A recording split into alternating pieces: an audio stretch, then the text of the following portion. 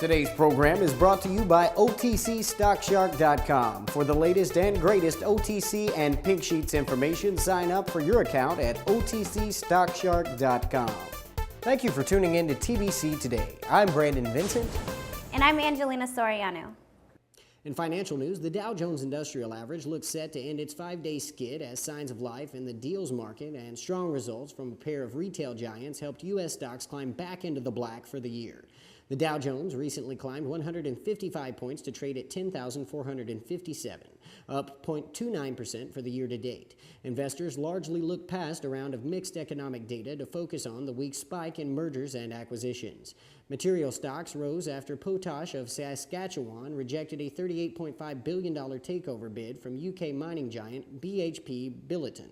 However, Potash chief executive Bill Doyle left the door open for future bids, saying the board is not opposed to a sale, but is opposed to a steal. Earlier in the week, technology stocks rose in the wake of computer giant Dell's takeover bid for data storage company 3PAR.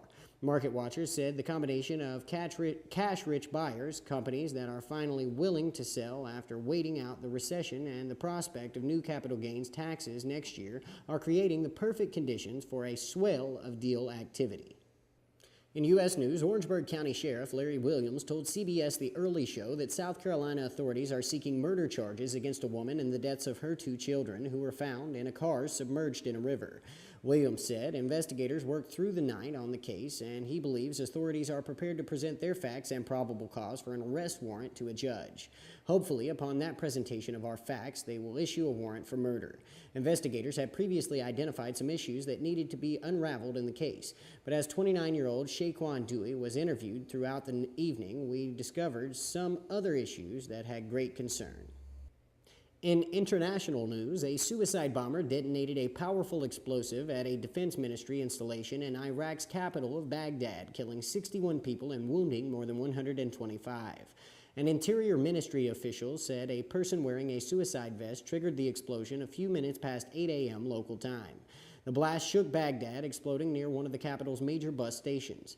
The majority of the dead and wounded appeared to be Army recruits who had lined up outside the building seeking jobs.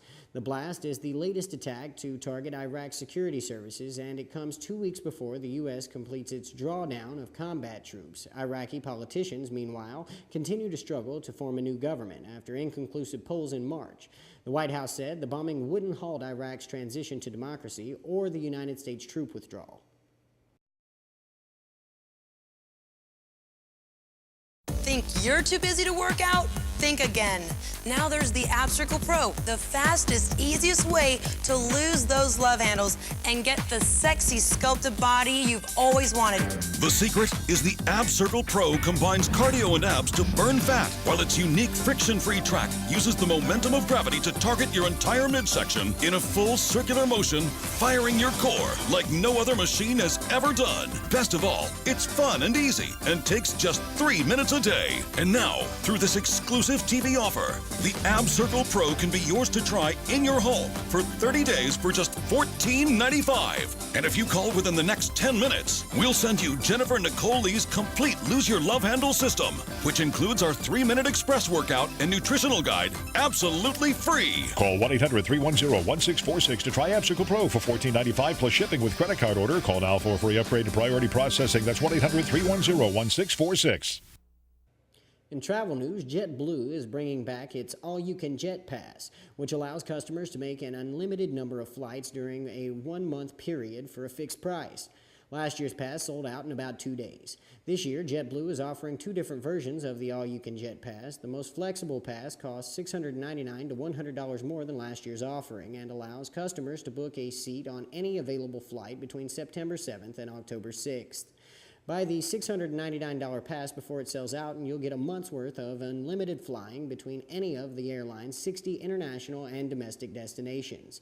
JetBlue says pass holders will have no boundaries to travel to more than 60 international and domestic destinations in JetBlue's route network as often as they like.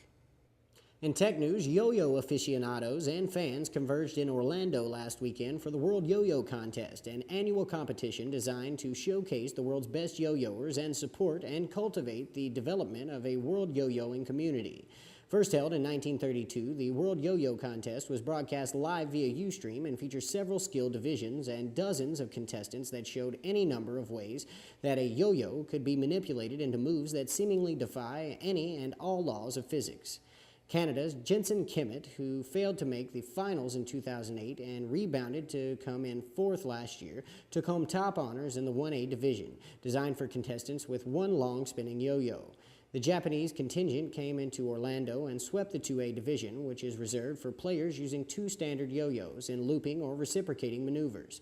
First prize went to longtime Japanese sensation Yasashu Furukawa, who wowed the Rosen Plaza hotel crowds with a stunning blur of a routine. But wait, yo-yo can also require teamwork, as Shaklur showed off in a routine that nabbed first place in the Artistic Performance Division, which allows yo-yos and props to be forged into anything goes freestyle medleys. Winners in each division receive $2,000 in prize money, so professional yo-yoing might be in your wheelhouse if you can string together enough practice time to hone your skills. In health news, how can a pea grow in a man's lung? That's been a water cooler topic for the better part of this week. It happened to 75-year-old Ron Sveden, who had a half-inch long sprout removed from his lung, which had first been reported by a 20-year-old news intern at the Cape Cod Times on August 8th. The story was picked up by TV stations, newspapers, and websites around the world. Sveden was very sick when he was hospitalized on Memorial Day. Sveden was expecting to learn he had lung cancer. Instead, he tells a Boston television station, "I was told that I had a pea in my lung that had split and sprouted." Dr. Jeff Spillane removed the obstruction. He tells CNN at first he couldn't see that a pea had been lodged in the lung because there was so much infected, swollen tissue around it. His whole left lobe was collapsed and there was pus behind. It was entrapped in what we call granulation tissue, but once removed, he says it looked like a pea or a bean and it had sprouted. Dr. Spillane, a thoracic surgeon on Cape Cod Hospital in Hyannis, Massachusetts, doesn't know how long the seed was in Sveden's lung, but he believes it stayed in the airway because Sveden's existing lung disease didn't allow him to breathe very well, and he couldn't cough it out. In green news, the tinfoil hats are out in Ontario as teachers, parents, and politicians pile on Wi-Fi. Parents in Simcoe County, north of Toronto, are claiming that their kids are suffering from headaches, dizziness, and even racing heartbeats and are blaming Wi-Fi. Rodney Palmer of the Simcoe County Safe School Committee said parents are getting together and realizing this is the pattern. We went to the school board and they did nothing. The symptoms, which also include memory loss, trouble concentrating, skin rashes, hyperactivity, night sweats, and insomnia, have been reported in 14 Ontario schools since the board decided to go wireless. NDP health critic Francis Galinas said, "Within a few months of Wi-Fi being installed, stories start coming forward with kids complaining about headaches, neurological effects, loss of balance, and problems with fine motor skills. There is enough anecdotal evidence from parents that this is worth looking into." The largest teachers union in the Elementary Teachers Federation of Ontario is voting on a proposal to limit the use of Wi-Fi in schools, citing health concerns. Dr. Stephen Novella of the Neurologica blog points out that Wi-Fi isn't very strong. From a basic science perspective, there is little plausibility to the notion that Wi-Fi radiation would have any health effects. The amount of energy that is absorbed by a person living in a Wi-Fi field is negligible.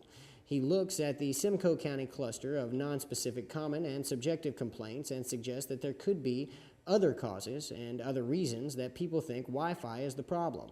It should not be that much of a surprise that students are exhibiting nonspecific symptoms at a school but not home. Stress alone is a significant explanation, but there may be others. For example, many students go to school sleep deprived because they are staying up too late. There likely is no one answer to what the children are reporting. Once a community has identified a culprit, then many people with nonspecific symptoms from any cause are likely to latch on to the available explanation for their symptoms. Thank you for tuning in to TBC Today. I'm Brandon Vincent. And I'm Angelina Soriano.